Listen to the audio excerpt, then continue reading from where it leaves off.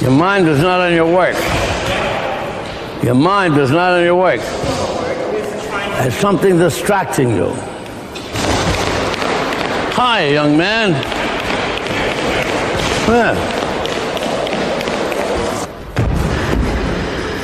You're a little bit too square.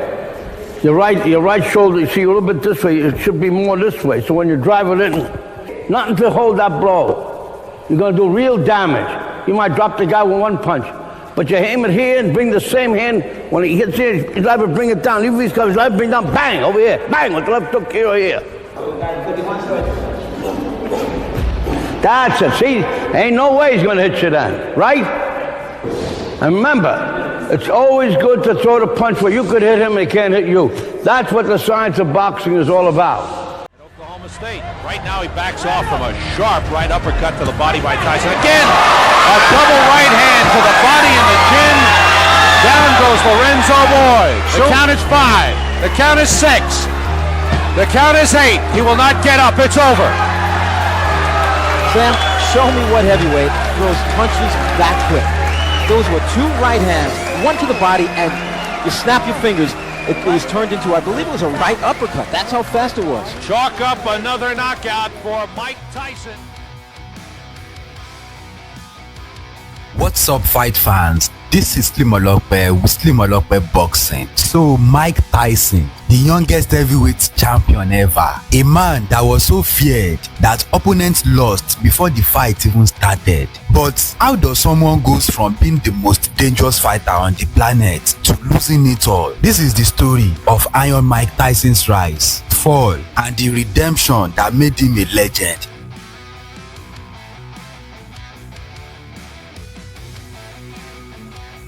Now, Mike Tyson's journey was no ordinary one. As a troubled kid in Brooklyn, street life almost swallowed him. But then, one man changed everything for Mike Tyson. And that man is none other than Cus D'Amato. The legendary trainer saw something in Mike Tyson and he decided to turn him into a wrecking machine. Cus didn't just teach him boxing, he put confidence in him. He made Mike Tyson believe that he is a god of war. And at 20 years old, Mike Tyson became the youngest heavyweight champion in history, with his speed, his power, and his aggression making him look invincible in the ring. And from 1986 to 1990, nobody could touch Iron Mike Tyson. He was stepping into the ring like an executioner, and he was putting fear in fighters' body.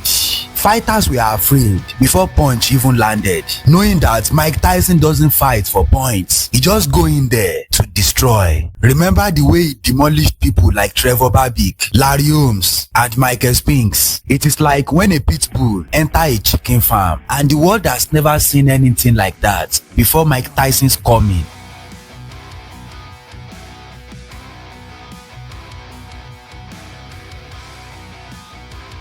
But power without discipline is a problem. And as Cus D'Amato died before Mike Tyson could even reach his full potential, Mike Tyson couldn't really put himself together after the demise of Cus D'Amato. Enter Don King, the flashy promoter that enjoyed Mike Tyson's money. Hey Don, why'd you rob Mike Tyson and Muhammad Ali like Barack Obama robbed us? Because I loved them. I loved them, and I thought it was just so nice that they would give me an opportunity for me to make them rich so that I could rob them, because they were poor when they came to me and there was nothing to rob. Women, fake friends became the order of the day in Mike Tyson's life. His marriage became a public disaster. Does he hit you? He shakes, he pushes, he swings. Sometimes I think he's trying to scare me. There were times that it happened when I thought I could handle it, you know. And just recently I've become afraid. I mean, very, very much afraid. For instance, Russia, I was afraid. Very famously in the 1980s, you were married to Robin Givens, you are going to talk about the fact, and this is something I did not know, that after your divorce, you guys were still somewhat involved. Well, I don't know. We were just, during our crazy marriage. Right. Where, I'm saying, you're a thief, you're a gold digger, and you're a abuser, you beat me up. Like, I don't know. I was just a young kid, and I missed my wife, and so I didn't know. So even after you were divorced, you would sometimes go over to her house? Yes. That's okay. That's fine. That's your. Now, you tell a story about you used to drive over there at night and. No, this is the morning rump, you know, and I go to the house, I ring the buzzer, no one's there. I go back to my car. Okay, they might be working. And as I go to my car, she drives up. Oh, right, it's gonna happen, it's going down. She drives up with the handsome Brad Pitt. I said, oh man, I ain't gonna get no pussy.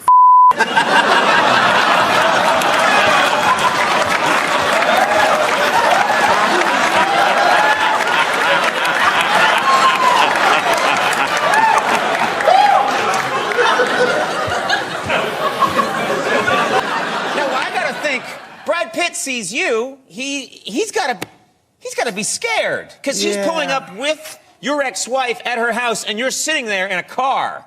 I was just emotionally comatose because I went from a hard stallion to a wet noodle, and it just totally overwhelmed me, you know. It totally. I had no energy to fight or anything. I just.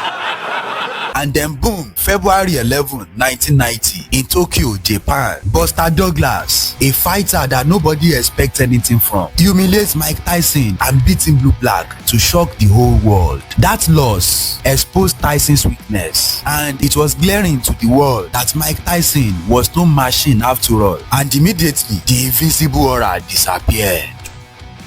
What's your least favorite fight?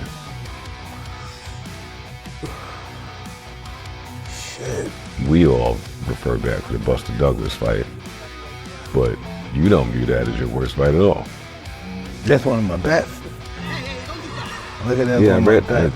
I heard you talk about that. Because I took some fucking shots, you know, and I said, wow, nobody would have took them shots. It was just some bang. But you took those shots from lack of preparation on your side, or was he just so? No, he fought a great fight that night. What a great fight. You know what's so ironic that he won? Because everybody that beat him are knocked out.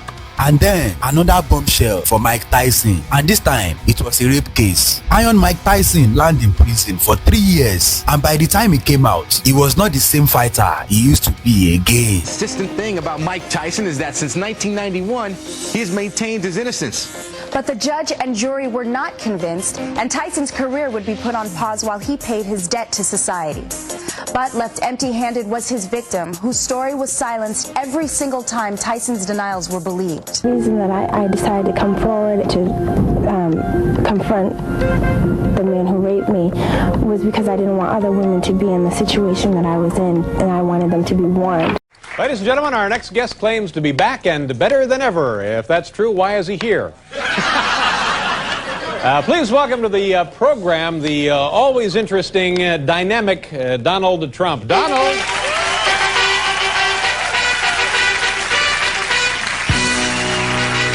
Speaking of fights, explain to me now what you were thinking about the Mike Tyson situation. Shortly after the verdict was announced that he had been convicted, he was guilty of the crime, you had a plan. Now, what were you thinking? What was I thinking? Yeah. I was thinking that as soon as he gets out, he's going to fight at my casinos. Yeah, but you can't buy your way through. Of course, I'm only kidding when I say that, folks. I wish I could say that.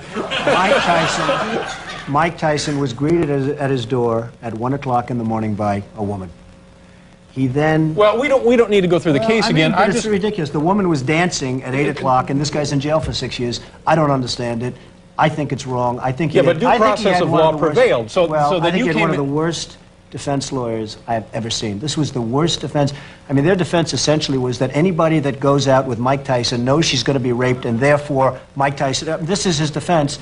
I think it was a horrible job they did in defending him. Everything you say may be true, but still in all, you can't come in and say, okay, let's put the decision of the court aside. Here, I have a plan. I never said that. I think that was the impression people had of that. What I said really is that Mike Tyson should fight. Mike Tyson should supply millions and millions and millions of dollars to rape victims, and I think that's a hell of a lot better than him sitting in a jailhouse for 6 years. Now, let him do some time, let him do some this, but this man could supply $30 million just from one fight. And that solves a lot more problems than keeping him locked up in solitary confinement doing nothing. I think that Mike Tyson had a horrible defense. I think he had a horrible but defense again, what lawyer. you're saying is that celebrities maybe should be treated differently than lay people. And I say Mike should serve some time and everything else. But to keep a man, here's a woman that was dancing at his door at 1 o'clock in the morning dancing. We don't need to but get that's an into this. important We don't thing. need to get into this. But that's an important thing. Hey, don't get me hot, okay? You know I'm only kidding. I know. Hey, good to see you again. Nice seeing you. Thank you for your time. Donald Trump.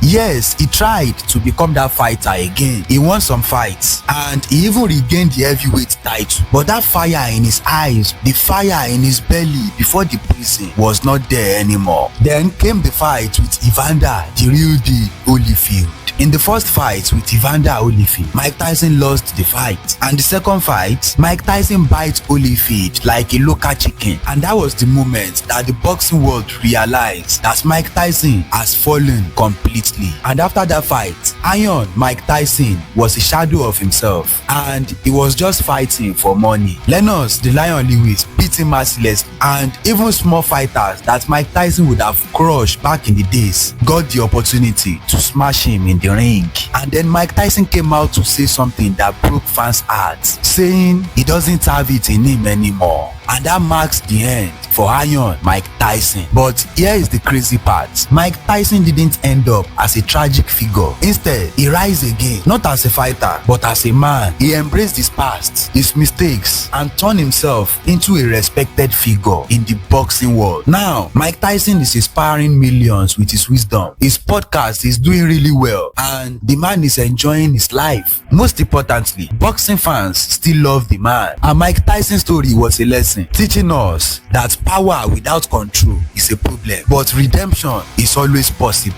You have to understand this. Boxing is like this game of life. I got beaten by Buster, right? That's nothing. I'll be champ in 6 months. Imagine if I did not dance, man. Maybe I should give it up. He kicked my ass, he knocked me out. Maybe I don't got the heart for this no more. I would never do that. Listen, you think the great Mike Tyson would let something small like that discourage him? Getting beaten? You know, life is about coming back. And what happened? I came back, won championships 2 times already. You know, it's just, I'm formidable, I'm hard to beat in this game. As far as just my spirit, just connection with the world. You know, it was meant for me to be the most popular person in the world. I don't care who, somebody beat me, I don't care about that. I just got the Goliath syndrome. You know, even when I get beaten, it just trembles through the world when everybody hears about it. And they always say, where was I at that moment? You know, That's just what it is. Nobody ever thought Goliath could be beaten.